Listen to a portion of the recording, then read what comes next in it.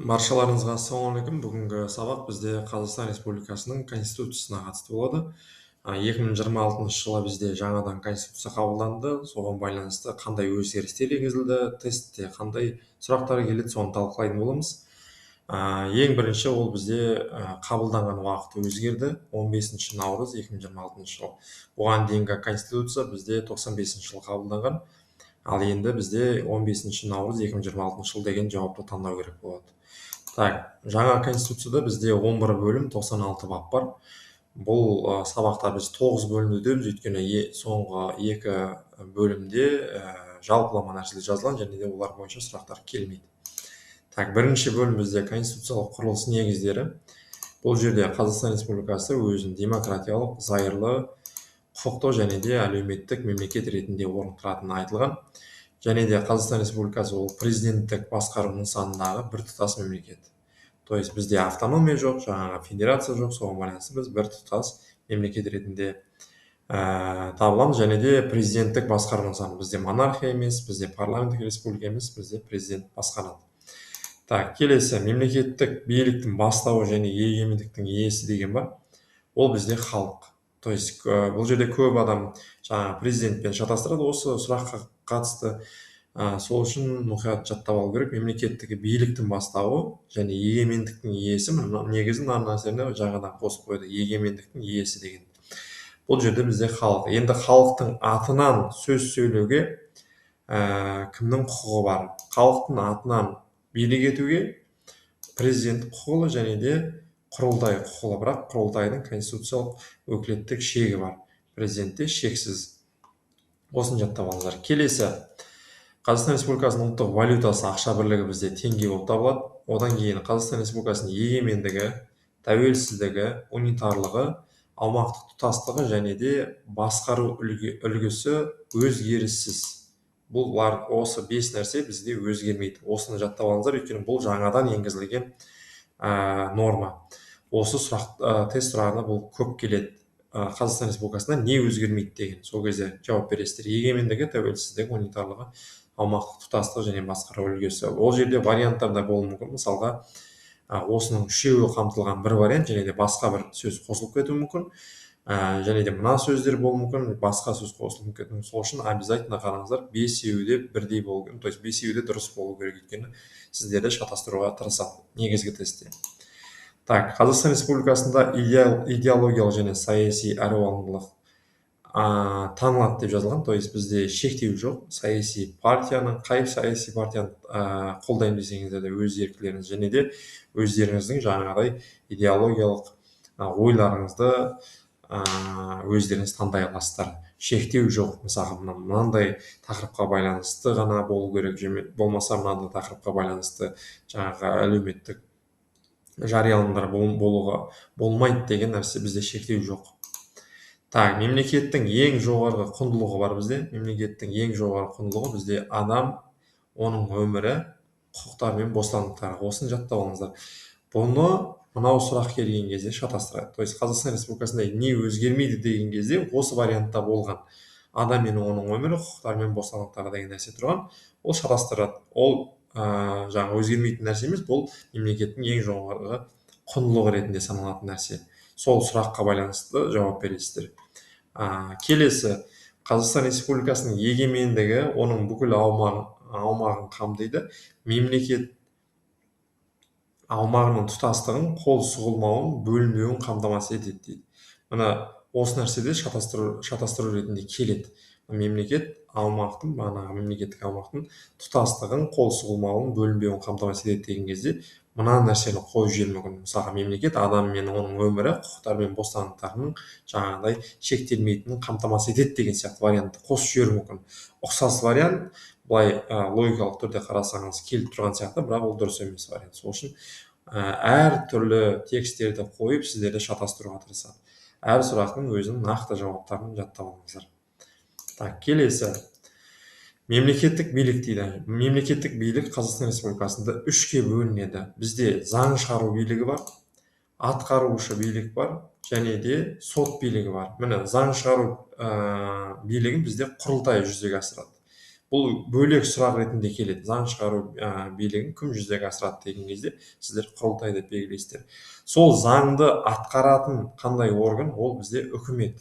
Үкімет бізде атқарушы, жоғарғы атқарушы орган болып табылады. Және де солардың сақталуын бағана қамтамасыз ететін, және солар бұзылған кезде, то есть бағана заң бұзылған кезде соны қарастыратын орган ол бізде сот. Сот билігі бар. Сот билігі жалпылама алғанда жаңағы жоғары сотпен, жергілікті және де басқа да соттармен жүзеге асырылатын нәрсе. Так, үкіметті бізде премьер-министр басқарады. Осы нәрсені жаттап алыңыздар. Көп адам осыны президентпен шатастырады. Бізде президент мемлекетті басқарады, ал премьер-министр үкіметті басқарады. Мына жерде жаңа айтып кеткен сот билігі жоғары сот, жергілікті және де басқа да соттар болып бөлінеді. Так, келесі. Қазақстан Республикасында барлық меншік түрі танылады, оларға кепілдік беріледі және де олар тең қорғалады. Міне мынау өзгеріс енгізілді. Бұл жерге осы бапқа өзгеріс енгізілді, өйткені бұған дейін Қазақстан Республикасында жеке меншік және де мемлекеттік меншік танылады және теңдей қорғалады деген нәрсе бар еді. Ал енді бұл жерде барлық меншік түрі деп өзгерткен. Сол үшін осы нәрсені жаттап алыңыздар. Жалпылама бұрын Конституцияның бұрынғы нұсқасын оқып жаңағы дайындалған адамдар оларға сәл қиындау болуы мүмкін, өйткені олар шатастыратын болады бұрынғы вариантпен. Ал егер де жаңадан оқып жатсаңыздар, ол нәрсе енді сіздерді шатастырмау керек. Так, келесі жер және оның қойнауы, су көздері, өсімдіктер мен жануарлар дүниесі, басқа да табиғи ресурстар бізде халыққа тиесілі. Ал халықтың атынан меншік құқығын мемлекет жүзеге асырады. Осы бапқа байланысты екі түрлі сұрақ келуі мүмкін. Мысалға, жер және оның қойнауын, су көздері, табиғат, жаңағы жануарлар дүниесі кімге тиесілі деген кезде сіздер халық деп таңдау керексіздер. Ал енді сол нәрселердің барлығы кімнің меншігінде десе, онда оны мемлекеттің меншігінде дейсіз. Өйткені сұрақты олар тура қоймайды. То есть заңда қалай жазылды, солай қоймайды, олар өзінің жаңағыдай сөздерімен қояды. Мысалға, жер және оның қойнауы, жануарлар дүниесі, табиғат кімге тиесілі деуі мүмкін да. Оны сіз халық дейсіз. Ал кімнің меншігінде десе, онда мемлекеттің меншігінде деп жауап бересіздер. Так, келесі жер сондай-ақ заңда белгіленген негіздерде, шарттар мен шектерде жеке меншікте де болуы мүмкін дейді. То есть бағана меншікті айттық қой, біз меншік құқығы мемлекетте дедік, бірақ жер жеке меншікте де болуы мүмкін деген, жерге тек қана жерге ғана қатысты жерін бағанағыдай осылай жауап бересіздер. Ал қалған бағанағы жердің қойнауы, су көздері деген барлығы ол тек қана жаңа мемлекеттің меншігінде болады. Оның ішінде тек қана жер ғана жеке меншікте де болуы мүмкін. Так, келесі мемлекеттік тіл. Енді мемлекеттік тіл бізде қазақ тілі, ал мемлекеттік ұйымдарда орыс тілі қазақ тілімен тең дәрежеде қолданылады деген нәрсе бар. Осы жерде де көп адамдар шатастыратын нәрсе, мысалға бүйтіп жазып қою мүмкін, мемлекеттік ұйымдарда қазақ тілімен қатар орыс тілі тең дәрежеде қолданылады деп жазып қою мүмкін. Осы жерде дұрыс емес болып қалады. Мағынасы жаңағыдай ауысқан нәрсе болып кетеді. Ең бірінші не жазылу керек? Орыс тілі қазақ тілімен тең дәрежеде қолданылады деп жазу керек. Керісінше емес, қазақ тілі орыс тілімен тең дәрежеде қолданылады деп шатастырып жіберуі мүмкін. Жаңағыдай асығыстық танытып, жаңағыдай мұқият қарамай белгілеп жіберулеріңіз мүмкін. Сол үшін қараңыздар. Бірдей жауап болатын болса, екеуінің қандай айырмашылық бар екенін анықтап, одан кейін барып қана жауап беру керек. Так, келесі екінші бөлім негізгі құқықтар, бостандықтар мен міндеттер деп аталады. Міне, республиканың азаматтығынан, өзінің азаматтығын өзгерту құқығынан айыруға, сондай-ақ оны Қазақстаннан тыс жерлерге аластатуға болмайды дейді. То есть азаматтығынан айыруға болмайды, азаматтығын өзгерту құқығынан айыруға болмайды, және де оны басқа жаңа Қазақстаннан тыс жерлерге аластатуға болмайды деп жазылған. Бұл түсінікті. Енді екінші нәрсе, азаматтықтан айыруға жол беріледі ма деген сұрақ келеді. Сонда сіздер айтасыздар, азаматтығынан айыруға жол беріледі, егер де террористік қылмысты жасағаны үшін, сондай-ақ Қазақстан Республикасының өмірлік маңызы бар мүдделеріне өзге де ауыр зиян келтіргені үшін соттың шешімімен ғана жол беріледі деп таңдайсыздар. То есть азаматтығынан айыруға бола ма десе, болмайды дейсіздер. Жол беріледі ма десе, беріледі. Бірақ қандай жағдайда? Ана террористік қылмыс жасаған үшін, жаңағы мүдделеріне, Қазақстан Республикасының өмірлік маңызы бар мүдделеріне қайшы болған, зиян келтірген жағдайда және тек қана соттың шешімімен ғана жол беріледі деп жауап беру керек. Келесі, жұрттың барлығы тең дейді. Кімнің алдында? Заң мен соттың алдында жұрттың барлығы тең. Осыны жаттап алыңыздар.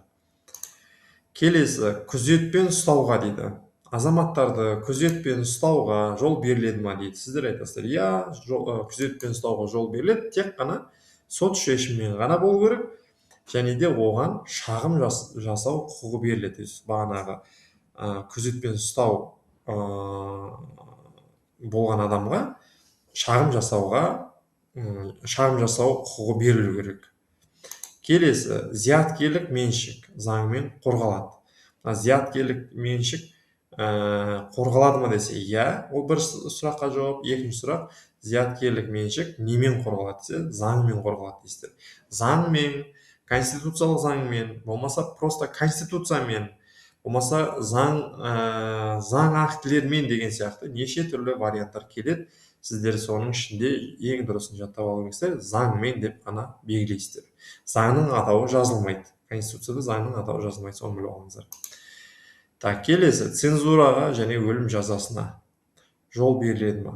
Сіздер айтасыздар, цензураға бізге және өлім жазасына бізде тыйым салынған. Болды. Бір ғана жауап, тыйым салынған. Жол беріледі, болмаса бағана соттың шешімімен, болмаса бағанағы ерекше террористік қылмыстар жасаған үшін деген сияқты нәрселер болмау керек. Тек қана цензура және өлім жазасы деген нәрсені көрсеңіздер, тыйым салынады деген ғана вариантта қараңыздар. Келесі, монополистік қызмет. Монополистік қызмет бізде заңмен реттеледі және де шектеледі.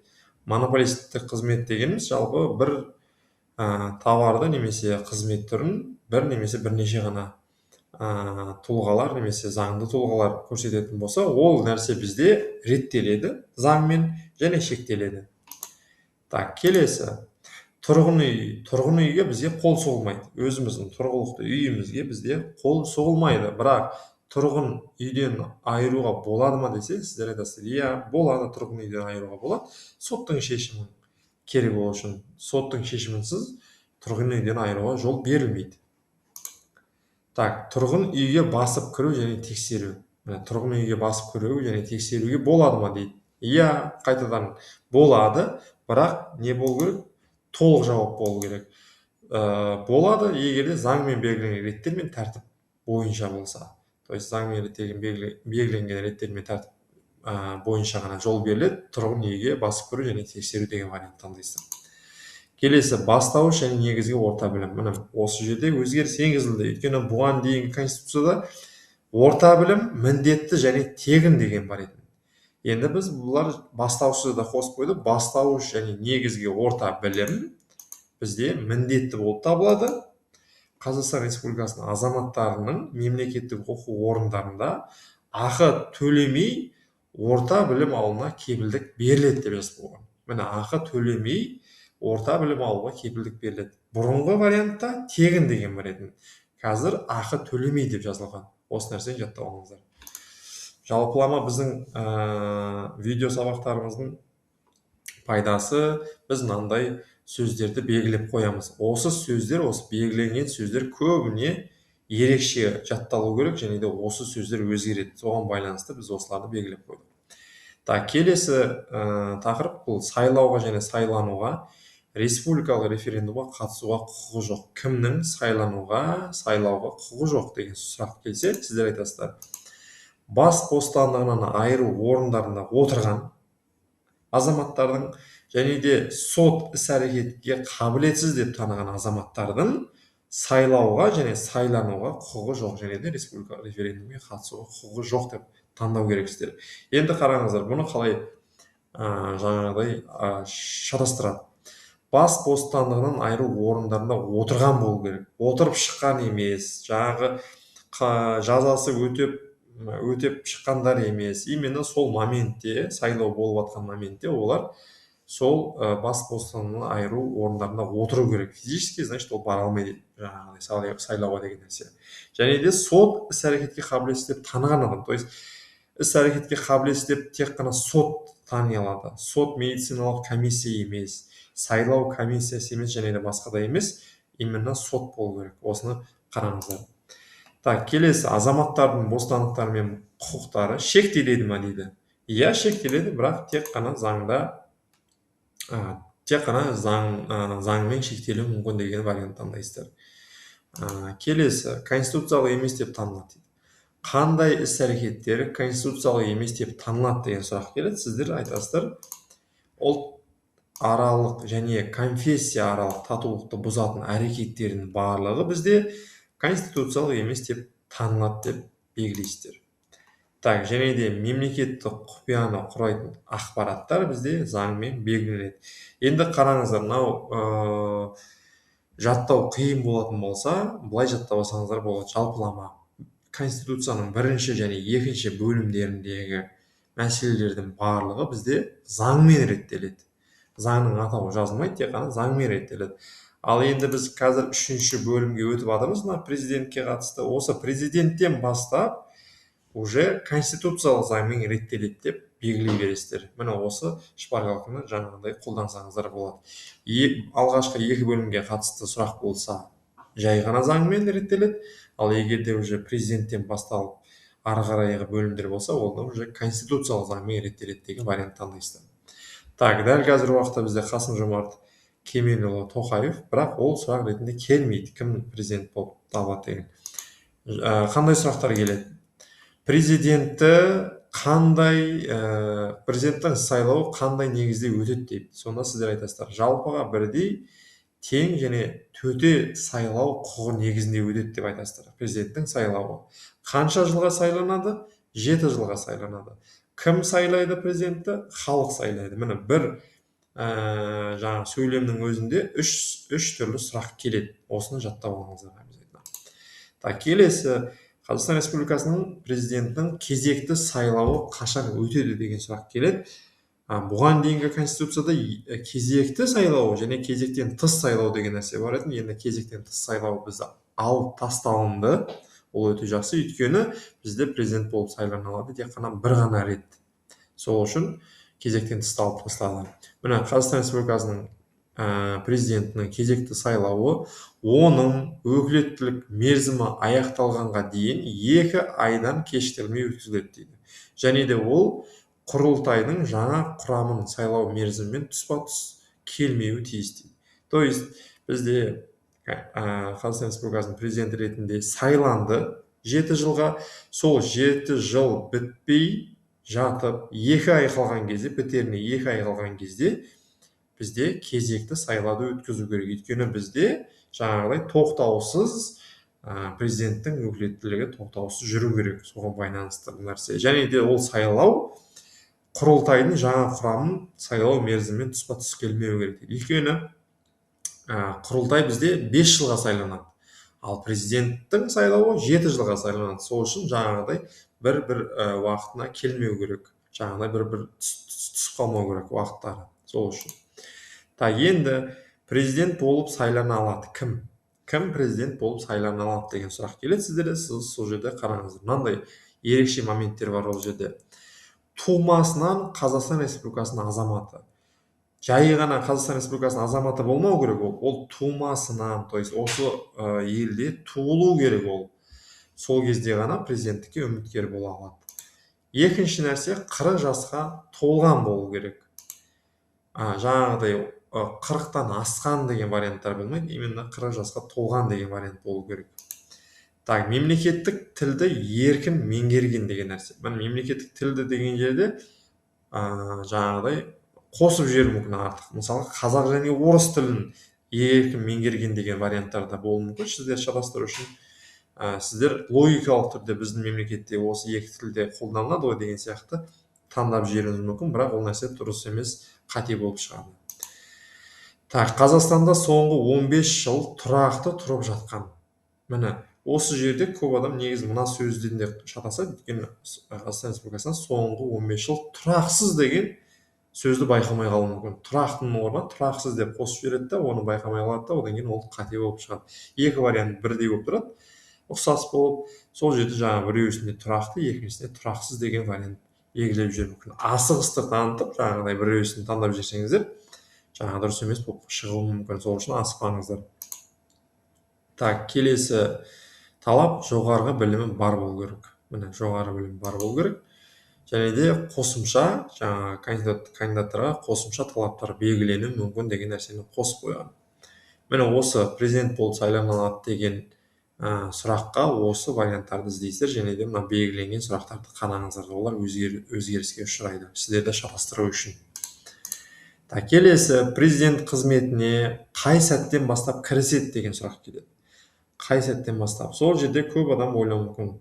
Сайлау нәтижесі анықталған сәттен бастап ол президенттік бағанағы құзыретіне, өкілеттілігіне кіріседі деп ойлауы мүмкін. Бірақ ол негізі дұрыс емес. Қызметке президент халыққа ант берген сәттен бастап қана кіріседі. Соны жаттап алыңыздар. Енді ант беру қай уақытта өткізіледі? Ант беру бізде сайлау қорытындысы жарияланған күннен бастап 1 айдың ішінде өткізіледі. Осыны жаттап алыңыздар. Сайлау қорытындысы жарияланған күннен бастап 1 айдың ішінде өткізіледі. Келесі, президенттің өкілеттілігі қашан тоқтайды? Болмаса қай сәттен бастап тоқтайды десе, жаңадан сайланған президент қызметіне кіріскен сәттен бастап, оған дейінгі президенттің өкілеттілігі бізде тоқтатылады. Міне, бір адам бір реттен артық Қазақстан Республикасының президенті болып сайлана алмайды деген нәрсе бар. То есть бір рет бізде президент болып сайланды, болды, ол одан кейін президент болып сайлана алмайды. Так, енді президенттің актілері, қандай актілерді президент шығарады десе, сіздер айтасыздар, президент бізде жарлықтар шығарады, және де өкімдер шығарады. Мына осыны жаттап алыңыздар. Және де президент заң жобаларының басымдығын белгілеген жағдайда, құрылтай осы заң жобасын 2 айдың ішінде қарауға міндетті деген нәрсе бар. Міне, егер де заң жобасын президент басым деп белгілесе, онда құрылтайда 2 ай бар сол заң жобасын қарап шығуға. Осыны жаттап алыңыздар. Көп келетін сұрақтардың бірі осы.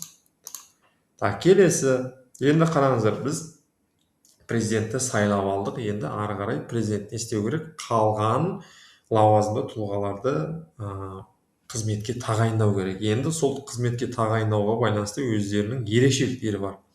Ең бірінші, құрылтайдың келісімімен деген нәрсе бар. Мысалға, президент қандай да бір лауазым тұлғаны құрылтайдың келісімімен тағайындайды екен. Енді ол кім екенін біліп алайық. Қараңыз, құрылтайдың келісімімен президент бізде вице-президентті, то есть президенттен кейінгі екінші тұлғаны құрылтайдың келісімімен тағайындайды. Және де премьер-министрді, бағанағы үкіметтің басшысын тоже құрылтайдың келісімімен президент тағайындайды.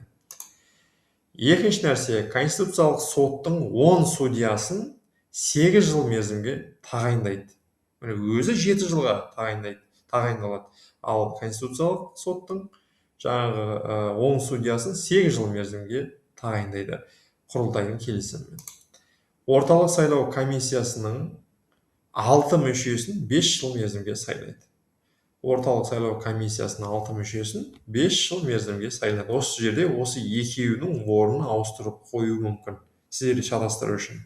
То есть орталық сайлау комиссиясының 5 мүшесін 6 жылға сайлайды деп жазып қойса, сіздер оны байқамай қалуыңыздар мүмкін. Сол үшін қараңыздар. Так, и жоғарғы аудиторлық палата бар. Сол жоғарғы аудиторлық палатаның 8 мүшесін 5 жыл мерзімге тағайындайды. Жоғарғы аудиторлық палата бізде бюджеттің орындалуын жаңағыдай қадағалайтын орган. Келесі, маслихаттардың келісімімен деген нәрсе бар. Жаңа бізде құрылтайдың келісімімен еді, енді маслихат. Маслихат бізде жергілікті жерде орналасқан, сол үшін кімдер тағайындайды? Облыс, республикалық маңызы бар қала және де Астана әкімдерін. Міне осы әкімдерді бізде президент сол маслихаттардың келісімімен тағайындайды. Мысалға, Астананың әкімін тағайындау үшін Астананың маслихатының келісімі керек. Келесі, бас прокурордың, ұлттық банк төрағасының және де Конституциялық сот төрағасының ұсынуымен, әрқайсысы бөлек-бөлек ұсынады. Солардың ұсынуымен президент кімдерді тағайындайды десе, сіздер айтасыздар, сол лауазымды адамдардың орынбасарларын. То есть бас прокурордың орынбасарын кім тағайындайды десе, оны бас прокурордың ұсынысымен президент тағайындайды деген вариант таңдайсыздар. Так, келесі жоғарғы сот кеңесінің ұсынуымен. Міне жоғарғы сот және жоғарғы сот кеңесі деген екі түрлі орган бар. Сол екі нәрсені шатастыра алмаңыздар. Жоғарғы сот кеңесінің ұсынысымен бізде президент жергілікті және де басқа да соттардың төрағалары мен судьяларын тағайындайды. Жергілікті және басқа да соттардың төрағалары мен судьяларын тағайындайды. Жергілікті деген ол облыстық, қалалық, аудандық соттар бар. Солардың жаңағы төрағалары мен судьяларын президент тағайындайды жоғарғы сот кеңесінің ұсынысымен. Сіздерді шатастыру үшін бұл жерде жоғарғы соттың кеңесімен деп жаңағыдай шатастырып жіберуі мүмкін. Кеңесі деген сөзді байқамай қаласыздар, немесе өткізіп жібересіздер, сол жерде жаңағыдай қате жіберулеріңіз мүмкін. Сол үшін мұқият бұл жерде қарау керек.